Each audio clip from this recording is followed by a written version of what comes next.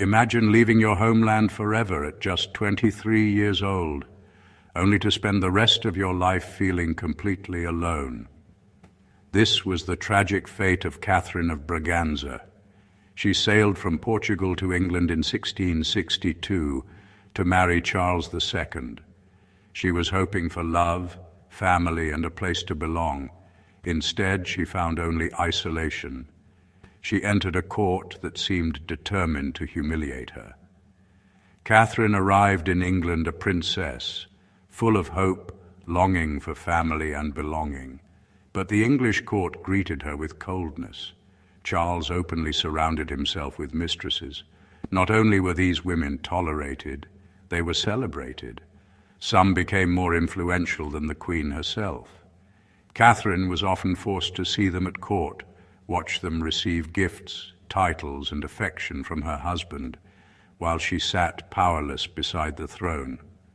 One mistress, Barbara Palmer, was so favored that Charles even demanded Catherine accept her as a lady of the bedchamber. The young queen was devastated. She reportedly broke down in tears, fainted from distress, and begged not to be subjected to such humiliation.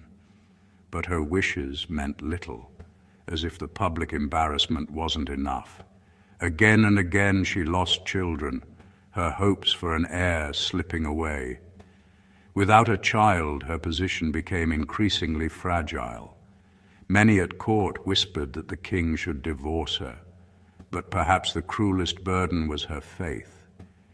England was fiercely Protestant, while Catherine remained a devoted Catholic. People viewed her with suspicion.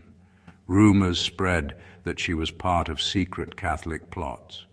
Some openly hated her simply because of her religion.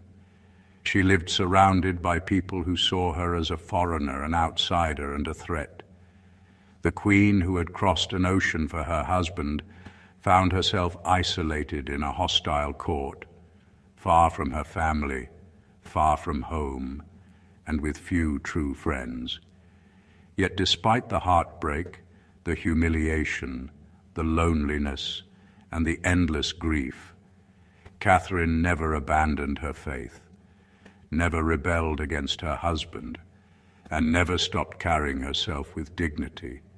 She came to England as a queen, but for much of her life, she lived as one of the loneliest women in Europe.